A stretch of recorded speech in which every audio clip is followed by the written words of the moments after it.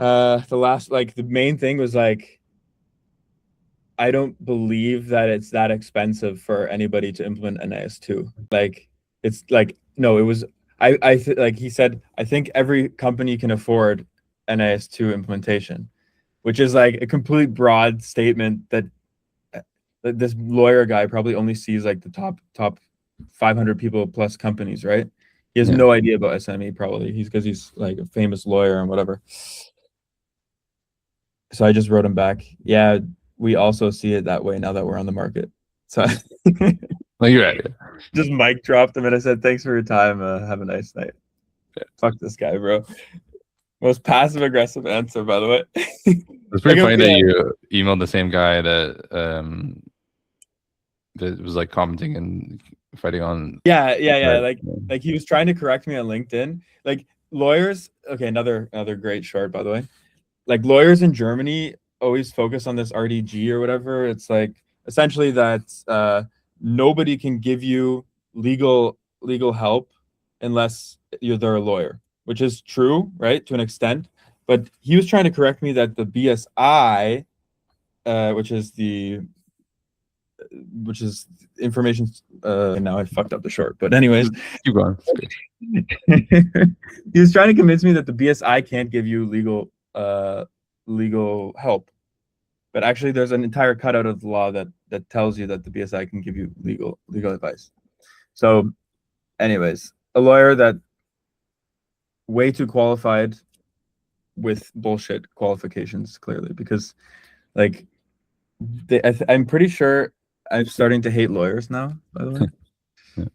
But anyways, okay, so yeah, that's what I think like it's good points because, for example, I saw even another compliance startup in Berlin or something, and it said, "Oh, we can use our AI systems to get things done in a matter of days instead of months." And those sort of claims are the ones to be like. There was a little fraud one in the U.S. company about doing this, saying like, "Oh, we can get your SOC 2 in a couple hours instead of whatever, a couple weeks, whatever it is, whatever."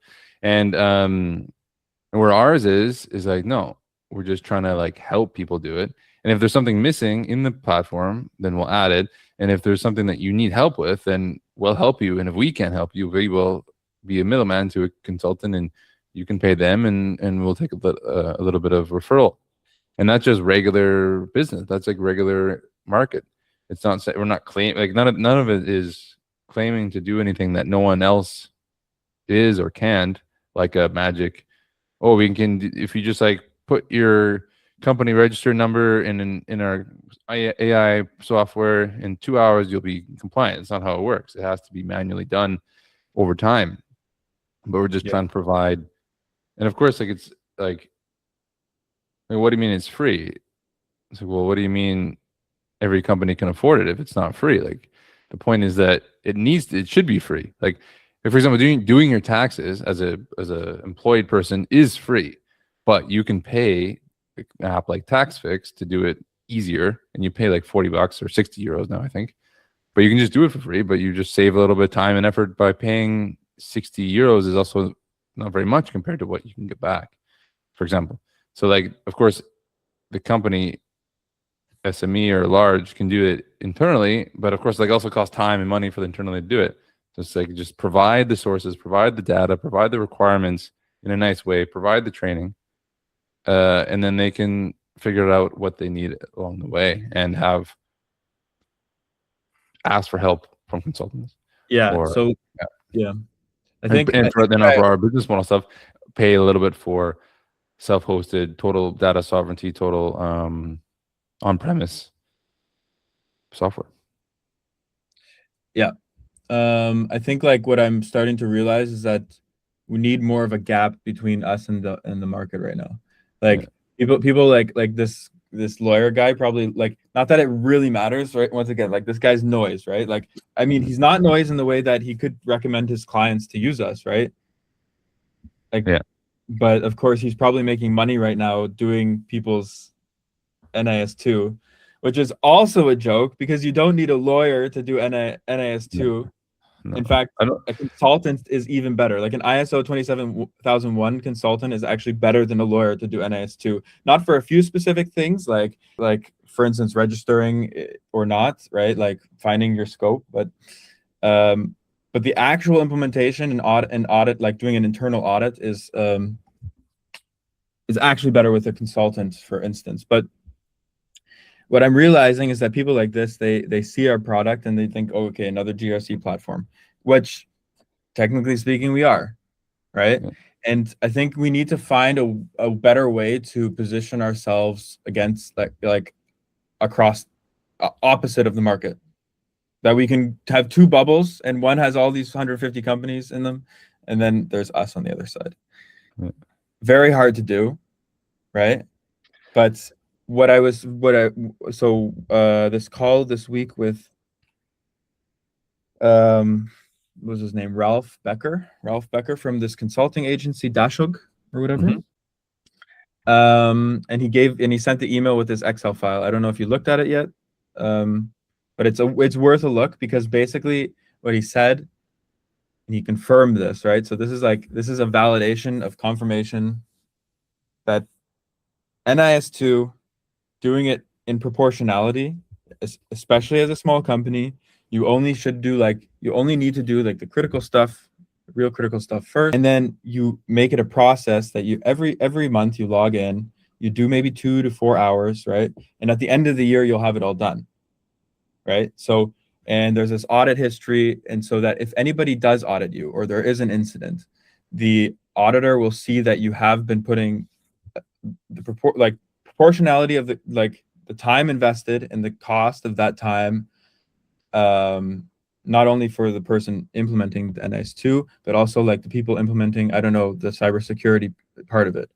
The cost of this is proportionate to the company size, right? That's actually the main ground of NIS2, that you can somehow, I mean, it's obviously very subjective, and I wouldn't recommend, like, obviously the best thing to do is do your entire NIS2 and then keep it up to date. But for these smaller companies who can't hire a CISO for 100,000 a year, we're talking about proportionality, company size to how much NIS2 they do, right? So, and I think this is where we have to start wedging Mhm. in our product, where we go like this boilerplate. Like we kind of knew this, but we didn't, right? Like I just realized it now that, okay, we're trying to find these Stadtwerke and Abfallsortierungs companies. We can just make a boilerplate for them that Mhm. is exactly what they need and nothing else, like, and then we handhold them the entire way. So they just input some data, and then we go to step 2, Mhm. right? And we can make these boilerplates for each type of company, especially like the big. So we should try to find in scope companies like that. There's a lot of them, and we can make boilerplates for. I think this is the way. I don't know. I haven't really figured it out yet, but it makes a lot of sense, right? What I'm Yeah. saying doesn't sound stupid, right? Makes sense. Like it's like part of the guerrilla marketing of doing the solution already and sending it to them. Like taking a boilerplate, doing a bunch of, like, not fully, but doing a bunch of information for a local Stadtwerk, and then just like sending it. Not, I mean, like in a data Like, secure way, but sending to them yeah. to say, hey, like this is halfway, not halfway, but 10% done. How sick would that be, right? And I was thinking like this, like I have so much stuff, bro. So yesterday, I don't know what happened yesterday, but I didn't get a lot of sleep either, and it was really, I don't know. I'm always up thinking about these things. I literally was like dreaming about it as well. Maybe I'm going a little bit crazy, but this Claude code thing, this Claude security. Yeah. Yeah. So this SIEM. Yeah. Yeah. So I guess this Claude thing is like SIEM, but for your code or whatever, Right. Right. but also infrastructure and whatnot. And I was thinking like, now how could we? It's just a concept, yeah. Because there's a bunch of these platforms that watch your logs or do this, and then they give you evidence, right? So they give you the evidence of the asset having cryptography or whatever. Now, how can we use something like Claude, like this Claude thing? So first of all, all the products in the market are just direct logging. Like you would hook it up to your AWS instance or something, and then it would just watch the logs and then give you some kind of evidence for whatever's happening. Yeah. Also like warnings and stuff. And like if like a log is certain thing, it will warn you about stuff via email or whatever. Like it's kind of like this, right? Now, I want to look into the Claude thing. I don't know if it's like a great idea, but this what you just talked about, the guerrilla marketing, about doing the implementation already for them, right? Like, hey, we already did this for you. Obviously, we can't do that because there's too much internal stuff that we need to know. But if we could get them to use something like this Claude, right? This Claude, I forget what it's called, the Claude security or whatever. Cloud security, I think it was. And then this gives an output somehow securely to our infrastructure. Imagine, right? And even more vertical version, like more holistic, would be CloudBot, right? Mm-hmm. You install CloudBot on your machine, and then we give it a prompt to say like, hey, gather all of the gather all of the assets in this company. Yeah. This is like the least cyber secure thing ever. Fine, right? If you could do like local With the models, AI model, yeah, that would be like, it would be fine, right? like on premise on the server, just like put in a couple local models, local like some like a good one and like a small one for like orchestration, and then deeper models, and doing it all internally or locally on premise, then it wouldn't be so insecure. Of course, there's still vulnerabilities, but it's doable. And then yeah, you just say like, for example, it's like like this active progressive, no, not progressive, proactive vulnerability testing, or also like asset scanning. So it's like, instead of the person going through it, it's just like, here's a report from like CloudBot or any local agent saying, okay, well, this is an asset, this has this risk. I guess like that's where the vulnerability all comes in, because you have this report saying all the assets and how vulnerable they are and how they can be accessed. Certainly is. But you get the concept, right? Like, Right. like who does that? Like this is basically all the work, right? Yeah. Right. One other quick thing I would say before I forget is like, remember that guy from Tulip that said like what he designed or what he pictured was like a template. So I put in some information, and then it generates the template, and then I can use that template to do my. To be honest, I didn't get what he meant, and I should have asked him what he meant. I wrote it down actually. But like he explained it in a way that it was really vague and generic. Yeah. But it was like basically trying to get a formula or template to do it yourself, but like having the so like I'm a CISO, I can do it myself, but just having the template generated from certain inputs from the company size or now when you say template, I think of empty form. I mean like yeah, like a empty field. But do you mean with the data? No, not with the data. Without like this Fragenbogen. What is it in English? Yeah. Okay. So then they would fill it in with pen and paper or something or whatever. But it would ask the correct questions. And the whole formula template would be generated with the AI.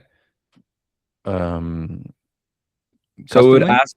So what kind of questions would it would be like? What kind of, do you have servers? Then it would like walk you through like, do you have servers? Do you have cars? Do you have how many like it would be mom questions. Like it wouldn't be like how many servers do you have? It would be mom questions like, do you have a server for your website? Do you have cars for your Yeah, I can't remember if you like meant you input your company information or just in general, or just like proper assets. Is it just like 50 like 100 employees, this sector, and that's it? Or is it like that part I didn't really understand what he wanted or what he envisioned, you know? This is what I mean. It was like really vague. It was really vague, and I should have asked him proper things, but I was a little nervous. And describe the company in a few details. Then the software spins up a custom template. That's all I wrote. Yeah. But related to this, yeah, of course. I basically got the same amount of information from him. It wasn't that you wrote down the wrong stuff. It was that there was no information from him. But the guy who called me yesterday, the CISO for Volkswagen, the reason why he told me this, that he was CISO for Volkswagen, is because I was like, yeah, like really our mantra is that we just want to save people money from this tax on the European citizen. Yeah. Now cybersecurity is important, whatever. I did the whole fucking pitch, right?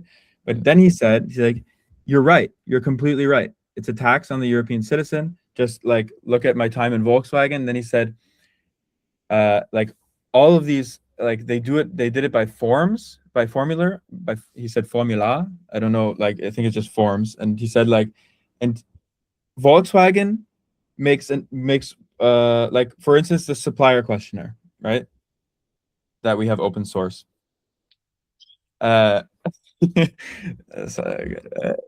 supplier questionnaire, every company would make their own. Yeah. And he said, yeah, every company likes to make their own. And I was thinking like, yeah, this is exactly what we're trying to do. We're trying to make it so that you don't have to make your own. Yeah. Right. So I made a web page that generates this questionnaire as a document, by the way. So I'm just trying some new stuff. But he basically validated this for us, is that like there probably can be a single place to find all of this documentation, especially for NIS 2, you know, that even Volkswagen would use. But of course, they want to do it by hand. Okay, fine. Then export as PDF. Right. And this would be the same thing that the Tulip guy was telling us. Right. So it's like because sometimes they prefer to do it internally. The auditors like this, so it's like we just want our own forms, our own Excel templates, but having those generated a little more automatically and not doing it through a platform is also nice. Yeah. Right.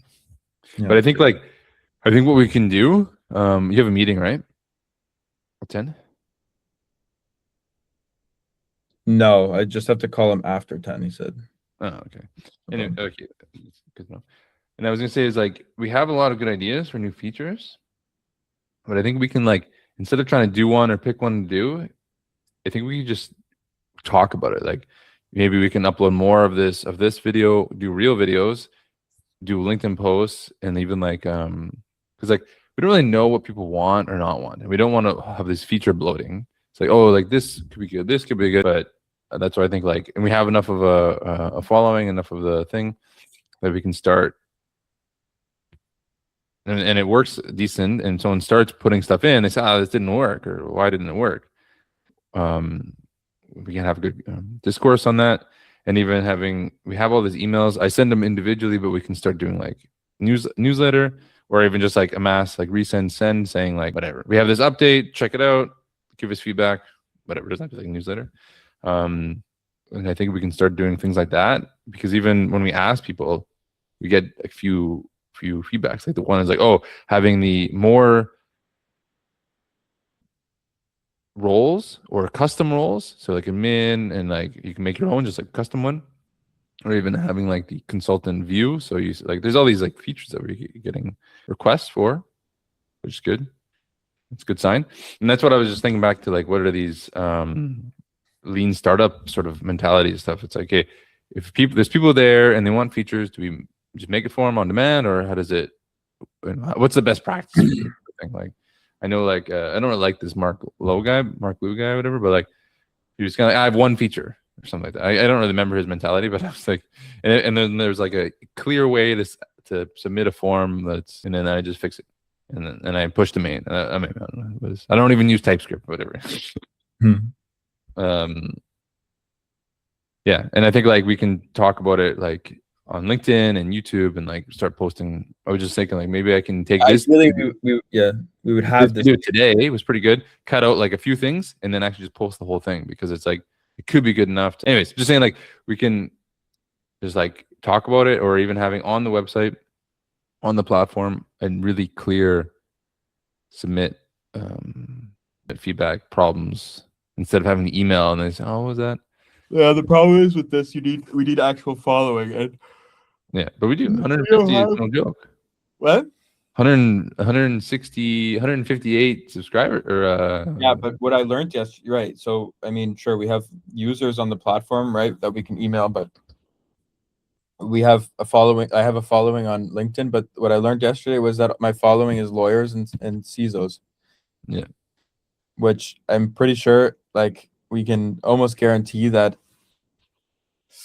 I mean, I don't know. Like, obviously there's going to be one person in that group of my followers that is whatever, not that, but almost like their noise. Like they wouldn't, if they knew what people needed, they would do it themselves, Yeah. right? I mean, that's my assumption of it. Um, like at the end of the day, it's almost like I don't know. Like I don't want to obviously LinkedIn is going to help us a lot. I'm going to keep posting.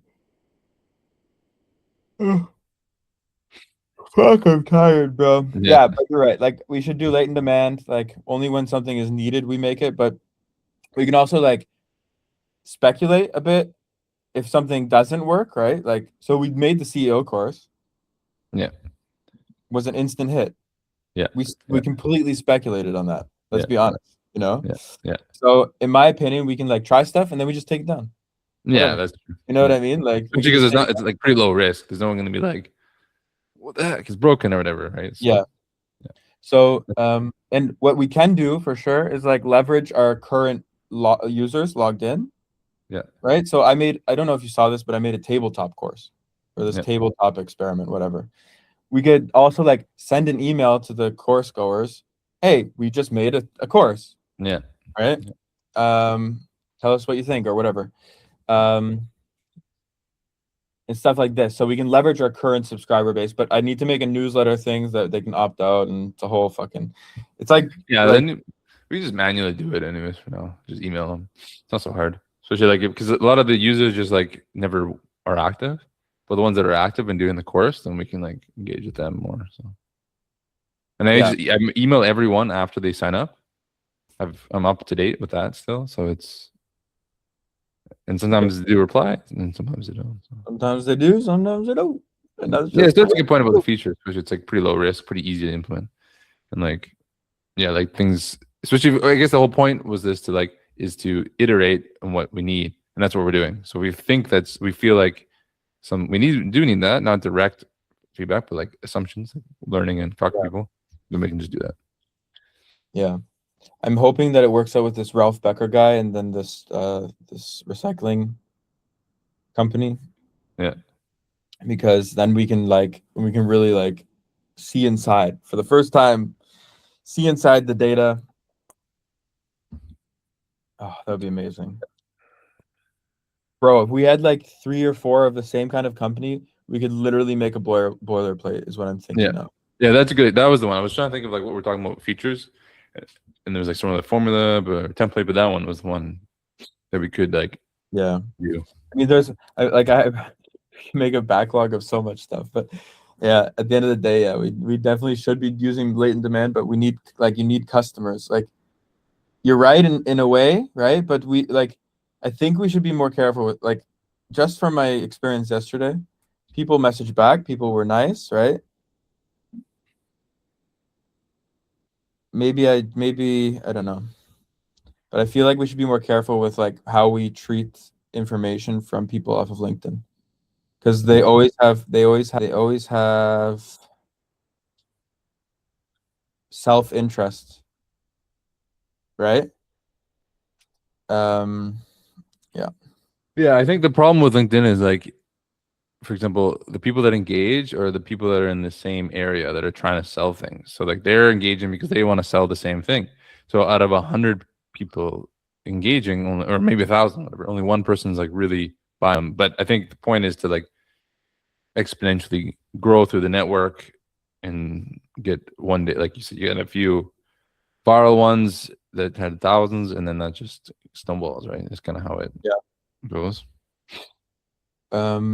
Yeah. Okay. Yeah, I don't know, dude. Well, I don't know. So what's up with you? How's your side? You applied to Um, NLNet? pardon? You applied to NLNet, I saw. Yeah, yeah, I sent that in. I sent it in. They're all good. The only thing was like the AI transparency log was a bit too long for their section, but you could make an attachment. So I just like attached it. But should work. And then Bro, our log is like fucking But it's pretty detailed because it does say the dates and the prompts and the original output. Yeah, it was good that you did that because it automatically added for me. Right. I thought at the end I was like, okay, and I was gonna write in the chat, okay, now give me all the prompts I did or whatever. But then I looked at the PR and it was already logged. It's like, And even the prompts that it wrote down weren't my prompts. It was its prompts. Right? Because I said I made the whole thing, and I said, oh, and also have this. I gave it all the questions in a form, and then I said, okay, now let's go do the first one, and then it did the first one, and then yeah. you made its own prompt, right? Imagine that, like something was in there like, yeah, now make it look like we're actually good at this. Yeah, whatever. Okay. So, Yeah, and what other grants can we like? You're gonna do the Sovereign Tech Fund, I guess. Yeah, so then because I'm pretty sure I already applied and they said no, but I think you can like apply again for no restrictions. But now we have more open source projects and also more business plan written. So I think I'm just gonna take the business plan and the NL1, NL net and make it for the sovereign one and maybe just do it again. And then I was going to I sent you, or I made a post this morning on LinkedIn. I saw. I was gonna make that, and it was similar to yours, but it was mainly just the scope part. Yeah. And yours talked a little more about the intern reporting as well. And so, okay, I get that. I understand that. Some of the things I make posts that AI makes I don't really understand, you know. But this, okay, I understand that. Like, you're only whatever. And I was thinking about making at least a script, anyways, for a video about that. So, okay, use Claude, make a 10-minute script from this idea, do research, blah blah, and then try to curate it to be less AI and more real, and then think about filming it or not, and then postponing filming it and all that stuff, you know. And then so I was gonna do that, and then so also I talked to someone at these networking thing yesterday, and I wanted to say, wait, just one sec. Just can you apply to as many grants as you see fit? Yeah. Because I think we like the one thing I learned by making this business plan is that like the only reason why I was now like, I mean, I need the money, but then I realized, oh shit, we're at like this hockey stick on our views on right. Maybe next week I don't get any views anymore on LinkedIn, right? I don't know. It's huge right now though, right? It's like and when we apply to places, we say it's on the uprise, like right now, so we need to do it now, you know. So we use this to our leverage, by the way. Okay, sorry, you met someone. I didn't want to interrupt. That's a good idea though. Like, because some of them are timely and like you need to do them now or later, so I'll just keep on those as well. But she was like, came up to me and I'm just like eating a sandwich anyways. And it's my chance to sell. And she was interested because they it's like a water Versorgung. But she said, yeah, I understand like the drinking water is kritis, but we also have processed water for hydrogen electrolysis. So and I said, well, you're likely still an important entity, but even if not, you still are on the supply chain affected, right? Yeah. Said, oh, okay, and I said, so that was good. So I was thinking about maybe doing a bit of research on this actual company. And you did with like a Shota, is like do the research and then make a report for this company exactly and send it to her, because she's also asset management strategy, her position strategist asset management. So I feel like it's pretty specific, because she was saying, oh, I have some colleagues that like we're starting this, and then, so I gave her the cards, just check it out, you can make an account, like full ground. You should have told her, let's like we'll do it for you, we'll come to your office, we'll do it for, come on. But we'll do everything you need. Wasn't quite sure where it lands in water process supplier for hydrogen, for example. And I said, well, either way, you have to kind of start on it anyways, and like maybe it's not need to be done, but so I was thinking maybe doing some research on this specific company and then sending it to her directly. Yeah, because I got a card, got email, so could be nice. Yes. Yeah. And I'm gonna send you something. Okay. It's Grafana Loki. It's for like logs tracking and dashboards. Just for information, just for check out. Because I like your idea about like having this internal bot basically goes in, checks out, and then what would it take to be number one, right? right. What would it take to have that bubble over there, everybody else, and us over here, is something like that, right? And I It's think also similar to what Vanta supposedly does. no. I think this is even bigger than you're picturing it, because we self-host. We have a license for a self-host, right? Now, if you self-host and they have an internal, like if we can somehow figure out the sovereign, like really secure or sovereign or whatever local AI model, they have their compliance done. Yeah. It's huge. Like this is like it goes from a form to compliance can be even more strict now, because anybody, like literally it's done for you. You know, so maybe it's worth you like doing some research, see what's out there, like what the Claude is, because this is like, what would it take to be number one? The Hormozy, right? Everything's done for you. You don't even need to do compliance anymore, because the EU does it for you. Does your compliance for you, you know? Taking the requirements, send it into the bot, and done. Yeah. And I think we underestimate how much people would pay for something like that, right? Like that's a CISO, that you're literally replacing a CISO job, right? And then I have a question about that law firm contract. Did they ever get back to you? I guess not, eh? No.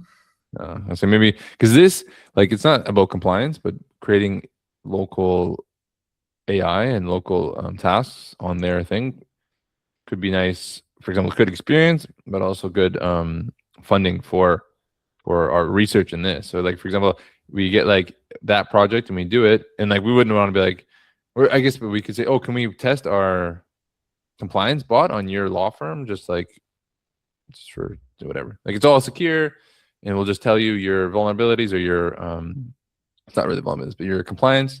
And they say, yeah, sure, you know, and then it could be a good sort of encroaching on each area anyways. It's not as less relevant, especially if this idea, I think it's a good idea, like this number. But if they haven't got back to you, be like, it could be worth following up, because sometimes people are just a bit too busy, and then just like, oh, I was on vacation for 2 weeks, and it was summer.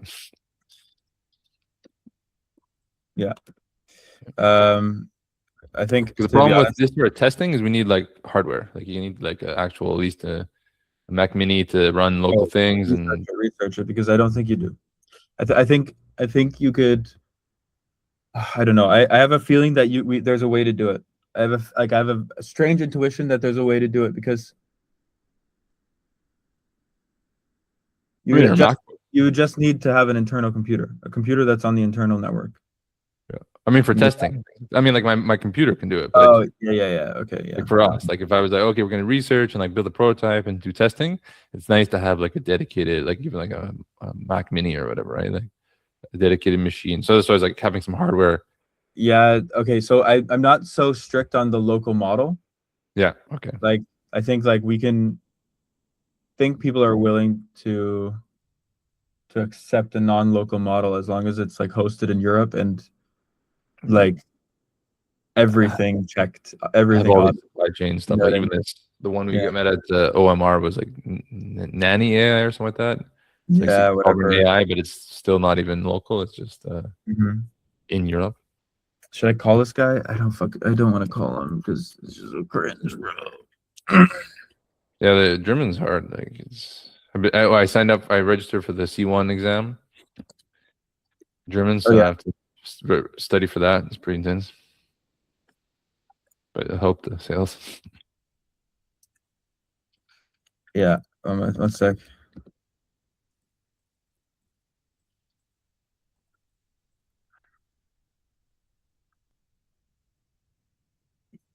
Okay, sorry, I'm just writing him, because I don't know. I hate in German. Ready? What I hate in German? Morgen ab 10 und that unter boom boom boom anrufen. So, does that mean we call at 10 o'clock? Or I can call you anytime? I don't know, bro. But like, I don't know. Like, I to be honest, because like 10 Uhr is a termin, is appointment. the thing is, Absent is like it's available very at 10. it's very ambiguous. You know, it's like there's no direct. I guess just call him then. Yeah, because calling implies an appointment. Yeah. Right. Like if he tells me to call him at a time, it's an appointment, isn't it? Like, but Yeah. also he says ab, so I don't know. Just call him right now. Okay. Is Yeah, this like sure. telephone, or is it you have a meeting? It's a telephone number. You want to call him? No, I don't want to call him. But it seems like the last couple ones you've been pretty good. Yeah, I don't get the motivation. Maybe I go rip a line. Just in case he called me. The thing is, also his profile is just like the thing is I don't understand because I emailed him, and then he messaged me on LinkedIn.